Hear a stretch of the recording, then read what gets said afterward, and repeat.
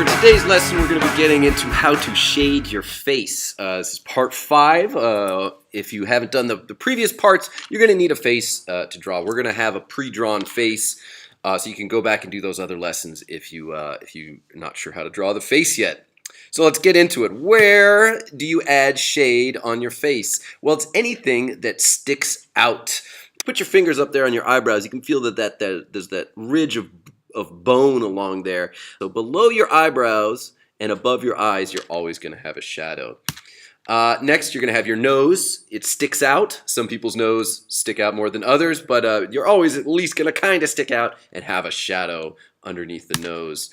Okay, the lips are going to get a little complicated. So take your finger, put it on right below your nose. Feel that little alcove there beneath your nose, that little divot.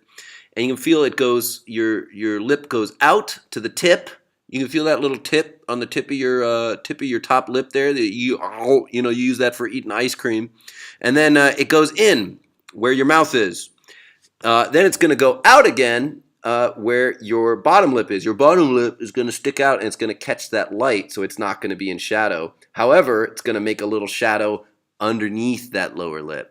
Okay, now from below the lower lip, you're going to get to the biggest thing that sticks out on your face, which is your chin. So you got your chin sticking out there. You'll always have a shadow underneath your chin.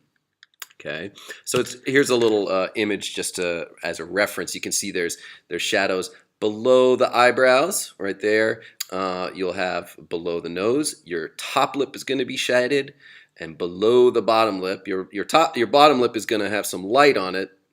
And then your chin will have some light on it too, and then below the chin there's always going to be some shading. Okay. Now, of course, this depends on the direction that the light is coming from. If you have light coming from a different direction, you are going to get shadows in different spots. Like this dude right there has probably got a flashlight underneath his chin there shining up to tell some scary stories or something around a campfire. But most of the time, the light is going to come from up above you, either the sun shining or the lights in your room. So you're going to get stuff that is usually more normal. Most of the time, you're going to get something that is like this or this or this one. And this is going to be our target for today. We're going to go for this one. It's got light coming from one direction. It's got and a good balance between light and shade. And if you can learn this one, it's easier to adapt and do some of the more exotic ones. So we're going to go for this today. We're going to play with color a little bit just so that we can really make it clear where those shadows and lights are. So for the light part of the face, we're going to use warm colors, either yellow, orange, or red. We're not really going for realistic colors here. We're going to go for kind of extreme expressionistic style colors. And then we're going to use cool colors for the shadows. So we're going to use purples, blues, and greens. So there they are on the color wheel. So we're going to use this side of the color wheel for the highlights and this side for the shadows. All right, so let's get into this. We've got our face that we did in one of the previous ones. It's time to get into some coloring. So we're going to need some stuff. We're going to need some brushes. You can have a couple different sizes if you want. I usually use kind of soft brushes. Important that they have a nice point to them. Don't use brushes that have been mangled and chewed on. We're going to need some watercolors. I got some pretty nice ones here. Wait for it. Oh, look at that. Epic. You can get away with less than this, but it's nice to have options. Gonna need my water, of course. Definitely gonna want some paper towels. I'll probably have BMO there to help me out. Wait, BMO, wake up. That's so stupid. No, that's sorry. I didn't mean to wake you up from your nap. Okay, BMO chop. If this were a real attack, you'd be dead. So let's get into this.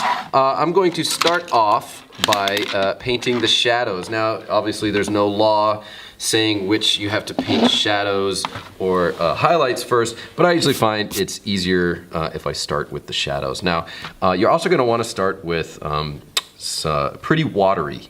With watercolor, you can always go darker, but you can never bring back that lightness with the paper. So get a fair amount of water on there, and I'm just gonna start with maybe like a nice cool color, so maybe some blue above the eyelid, below the eyebrow. Gonna do that on both sides. Okay, and we're gonna go underneath the nose. Now this is a very important one. If I did a shadow that was right there beneath the nose, it's not gonna look like a shadow, it's gonna look like Hitler. And we do not want our drawings to look like Hitler. So instead of that, we're going to go and do a little shadow underneath, and I'm gonna follow up against the side and connect my shadow with my eyebrow shadow there. So I'm gonna kind of come along down the side and just a little bit underneath. Okay, so next we're going to do my lips. My upper lip is going to be darker, and then a little shadow below the lower lip.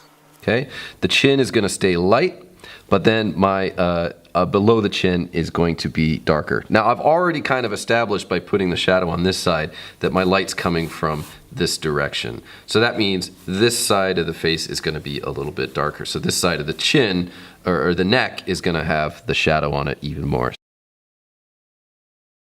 If your watercolor, when you put it down, it gets a little too sharp right off the bat, you can start by putting a little bit of water down on your paper.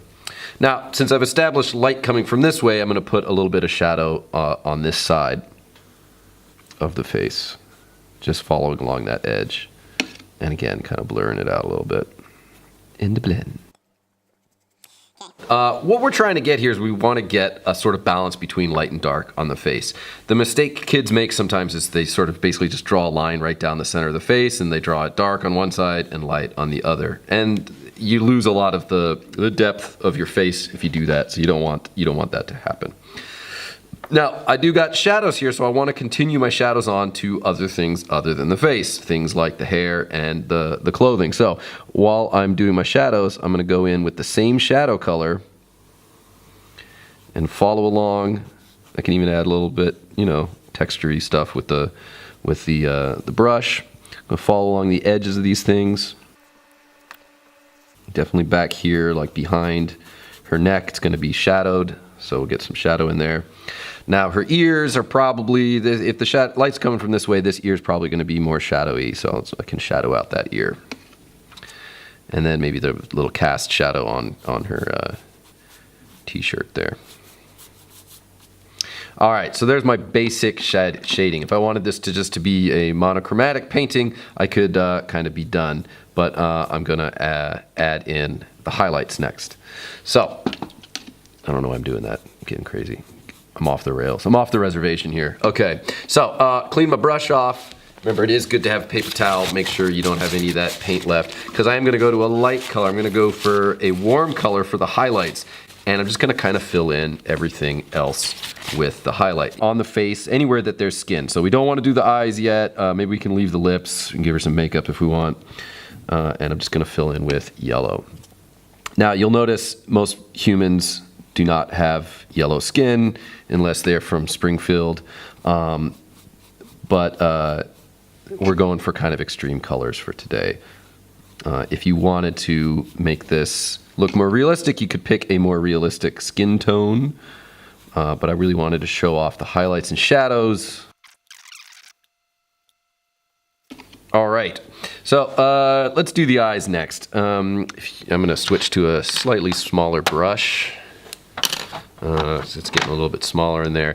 And we can do some color in the eyes. Remember to leave those, the white parts white. Let's get a little bit of, let's give her funky green eyes like she's from Anime Land or something.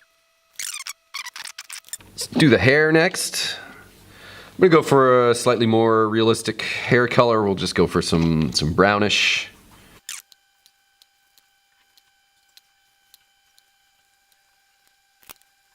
Add a little bit of texture. Just grab some darker brown or black. Just give it a little bit of something so it's not purely flat. Eyebrows. When you do eyebrows should match the hair in general.